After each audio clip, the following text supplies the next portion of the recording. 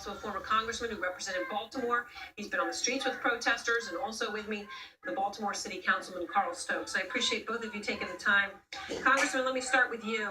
You just, heard that one young protester, extremely upset, when he had that moment next to the commissioner for police. He's throwing around the F-bomb repeatedly. The commissioner was stoic and did not respond to him. What's your reaction, though, when you hear that? When you hear what our Miguel Marquez just said, that they are angry, that they are upset, that this is visceral, when you hear the anger on the streets? The anger that's been here for the last 40 years. It's just that it has boiled over, and now the world is seeing it. It's poverty, and that's its basic root. It's despair, it's deprivation, degradation, it's disprivilege among people, and a disbelief in the system that it will ever do anything for them. You hear the protests behind me now in cars that have engulfed this whole area downtown. People are trying to express themselves while they can under this curfew, and to do that peacefully. Those who can't do it peacefully are going to go to jail. I mean, it's real simple. You can't burn down property that belongs to other people. You can't put grandmothers and mothers in harm's way. You can't threaten kids in the neighborhood just because they're not joining you. So, and I want to get to more to that point in just a moment. Councilman Stokes, I want to ask you about the anger. Are you concerned it could turn into more violence tonight? Or does it appear that it's under control? After all, there are 3,000 now National Guard and police on the streets. Right, I don't think it's under control because there are 3,000 police in the street. I can't predict what will happen later, but I can tell you that today has been a tremendously good day in Baltimore. We woke up this morning at 5 a.m. cleaning up the streets, cleaning up the neighborhoods. People have come out of their doors. No one is staying behind closed doors in Baltimore.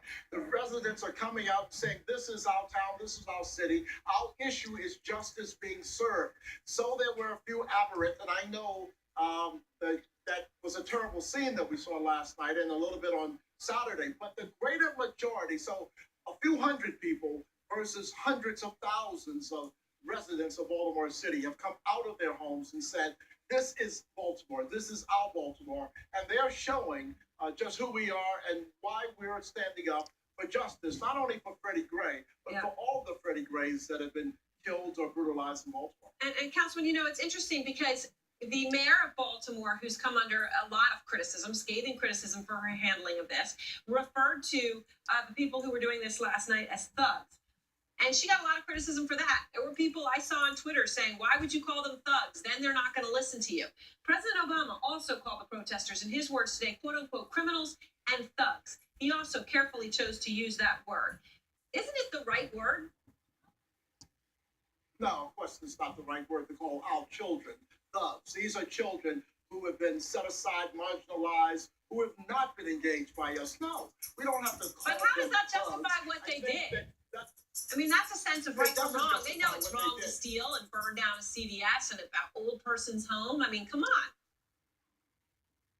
Come on. So calling them thugs, just call them niggers. Just call them niggers. No, we don't have to call them by names such as that. We don't have to do that. That is exactly what we've sent them to.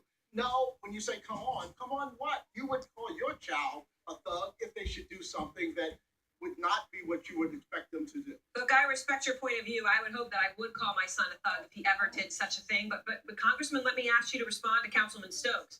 Do you think that calling the bad actors last night thugs is the equivalent of the N-word?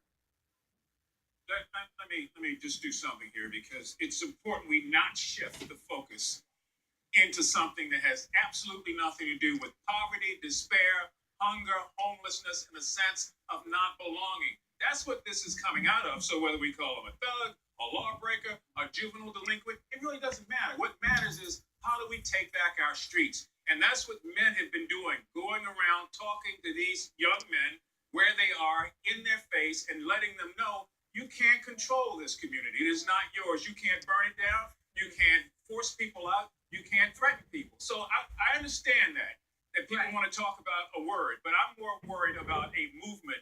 And it's not necessarily a movement for positive change. It's a movement for negative change right now, unless we get it under control. Councilman, in terms of the mother that got a lot of attention, and I know you know this, you've seen this picture, after the video captured her berating her son for participating in the protests. She spoke to CBS about why she was seen hitting her child, which is what she was doing. She was telling him not to do it, but she was doing it by hitting him. Here's what she said to CBS. Lo and behold, I turn around and I look in this crowd, and my son is actually coming across the street with this hoodie on and a mask. At that point, I just lost it. That's my only son. And at the end of the day, I don't want him to be a Freddie Gray. Now, Councilman, what's your response to that? I mean, you see her trying to do the right thing. Of course, she's doing it by being very violent against her son. What's your reaction to what she did? Well, you say violent. Yeah, I don't know. Go ahead. Yes, violent. I mean, she's trying to tell him, if you don't get off this street, I will drag you home. Now, if that's violence, then maybe that's necessary violence. And Yeah. a lot of mothers are reacting that way. And a lot of us grew up with that. So you didn't make the same mistake twice. But she is doing what she has to do out there in the street to remind her son that he is her son, that she is his mother, and she won't tolerate it. So I know for some people it might say, oh my God, she hit him. Yeah, she hit him because she's trying to make him understand that she loves him and she doesn't want him out there. And Councilman, what should police be Trying to doing? save his Go life. ahead. Yeah, go ahead, Councilman Stokes. I was going to say, as she was trying to save his life, it is clear that it's better that she hit him than the police hit him and brutalize him and take his life from him. All right. Well, I appreciate both of your time very much tonight. Thank you very much. A very provocative conversation. Next, as